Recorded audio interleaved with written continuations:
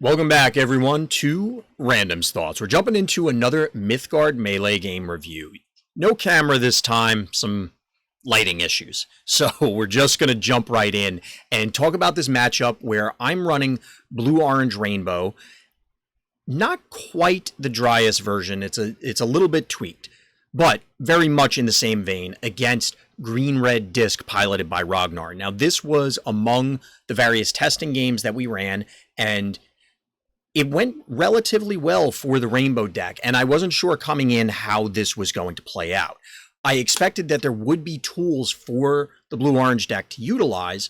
However, there are some notable things missing. So if you look at this particular deck list, really the 4-drop slot is where my eyes are drawn to, and that's the lack of Valkyrie Enforcer, which to me is a key component of beating disc decks. Now, you can, of course, still defeat them, we do here, but it requires jumping through extra hoops, and obviously most of your games are ended by Horn regardless. Now, Rognarr happens to be piloting what I would say a relatively standard green-red disc build. Of course, there's variations between all the different versions. This one in particular is featuring Grand Finale, so we do have to worry about that. It does also sport the Volkov Hetman tutoring ability via Canine Handler. So there are a few different alternatives here for very dangerous things. But we're going to get into the game. We'll slow it down so that way I can talk about it. As you'd expect, I'm going to make an effort to try and burn enchantments where possible. Our hand is pretty slow, but that does play into the game plan that I actually want to take, which is not allow Rognarr to have an easy Necro activation. Now, he doesn't open with a Necro, or at least have a Necro in his opening hand, but he is able to pitch the Iku Torso, which is not really great for us. Disc going second is very dangerous. Rognarr, of course, features Foresight, which I favor as well for Disc because it's a Reanimator build. You want to make sure you find your Necros as quickly as possible. So instead, we're just burning things, trying to buy time. I don't want to accelerate anything on the board. At least get Rognarr to commit a Necro, and then we play away from it on the other side of the board so that we can try and apply pressure. However, there is a judgment call here on whether you feel you should play Noel. I elected to just draw cards.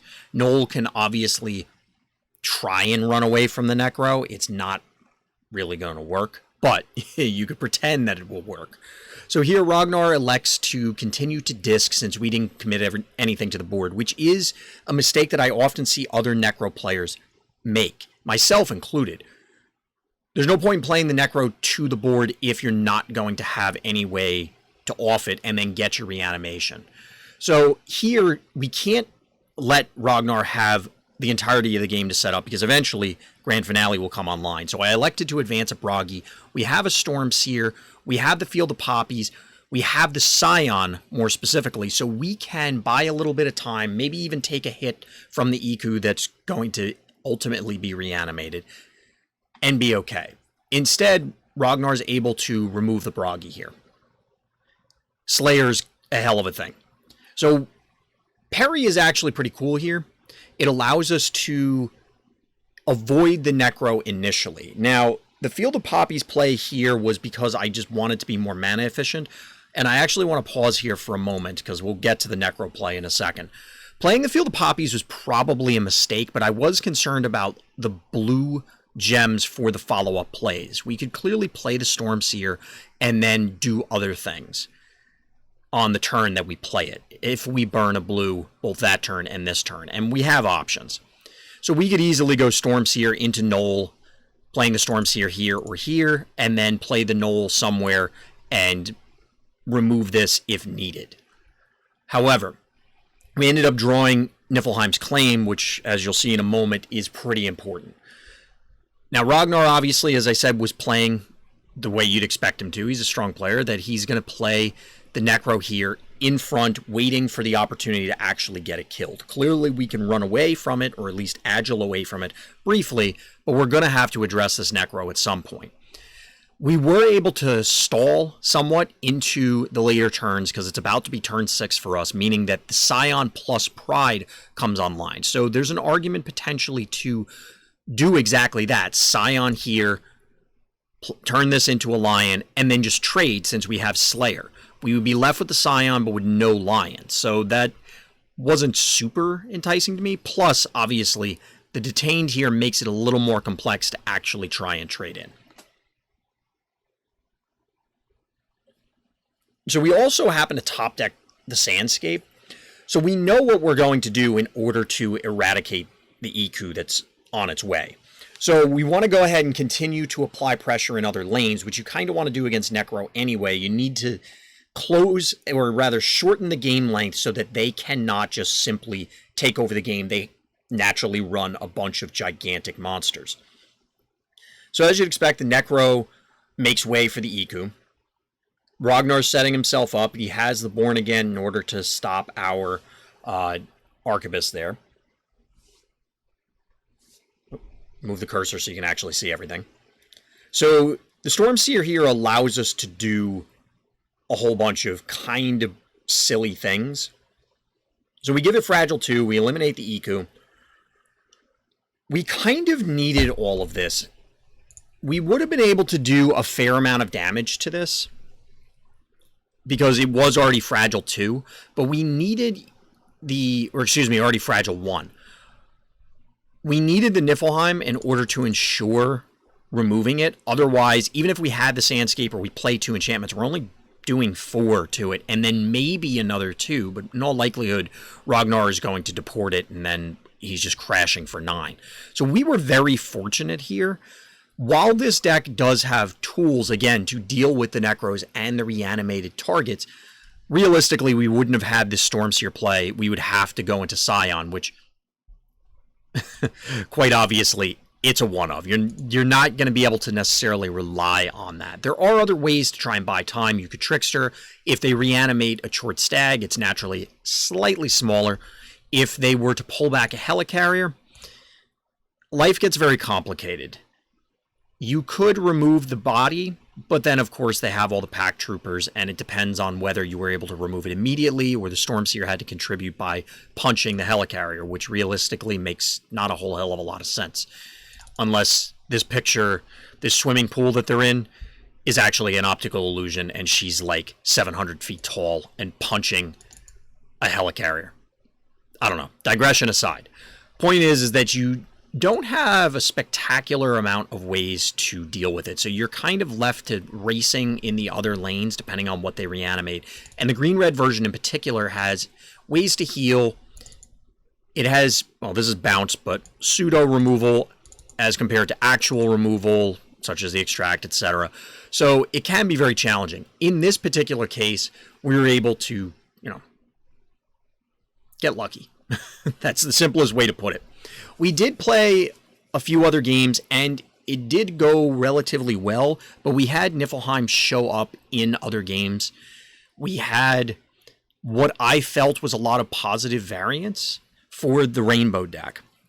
Whether this plays out in that fashion normally is another story. I'm not really clear at this stage. We wanted to circle back, and I haven't seen Disc on ladder all that much recently, which seemed a little odd, but it has seemed to have taken a backseat to other decks. Now here we're going to see one of the saddest Earth Slides in the history of Earth Slides, because that's a lot of 1/1s. We knew that we were going to get deported, but we had to present threats. We did not know about the Helicarrier, but it did actually delay it, because Rognarr was forced to deal with this thing. Naturally, he doesn't know that we don't have a horn, but if we did, he's probably just dead. Or he can safely assume that he's probably dead.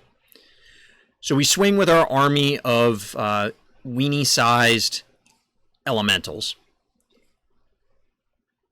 And then we just advance threats. At this point, Rognar's under a lot of pressure. His answers, such as Gigantomachia, will address this, but not the rest. And it effectively takes his entire turn. So we're applying a lot of pressure, and the clock is ticking at this stage. But he is still at 15. The game is certainly not over. At least as far as he knows. That's the thing.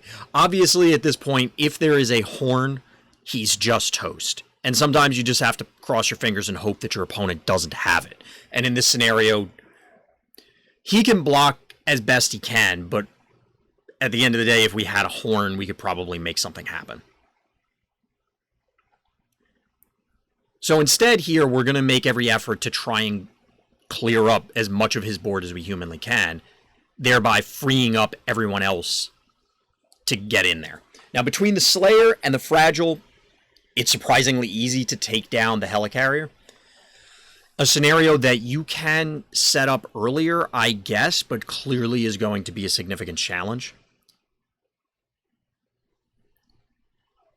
We could have pushed a little bit more damage if we had played the Speedway, but at this stage, as I said, there's really not much Rognarr can do to address our board. Green and red don't have the sort of sweepers that are going to address everything here. You could Calc, it'll get 2. You could Gigantomachia, it'll get 2. And then that's basically your entire turn. Instead, we see the second Helicarrier come down, which also makes sense. I mean, as I just outlined, he was clearly not going to Gigantomachia or something like that. But it's these positions, regardless of what deck you're playing, where it feels very challenging. You're just under the gun, and there's not a whole lot you can do. You just need your opponent, in this case, the Rainbow deck, to brick several times in a row. And that's, you're asking for a lot there.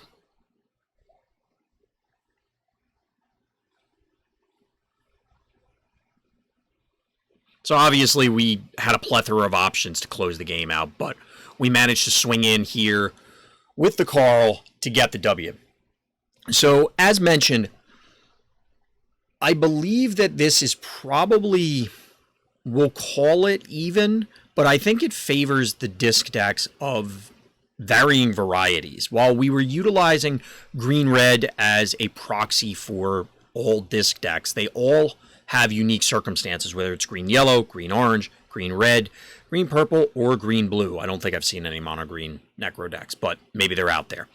Point is that I think that it favors the Necro deck. It has a somewhat better late game because you can tie up the game with things like Helicarrier. If you can avoid getting tooted to death by the Allfather's Horn, which is naturally a lot of decks' goals, and it's easier said than done. But if you can do that, I would like to believe that the disc decks are going to be at an advantage. However, the Rainbow decks can present reasonable threats at early stages and not give you clean Necro. So if you make a mistake with your Necro and play it early and your opponent has not committed to the board yet and you can't find another Necro, you might have a gap of 3 or 4 turns before you're really doing anything of value as the Necro deck, and then the Rainbow player can apply enough pressure in the other lanes that you're not going to slide all the way across the board and block them. They're just going to annihilate you, and eventually you're going to be in the mid to low teens, and then you're just going to get horned out of nowhere, seemingly out of nowhere.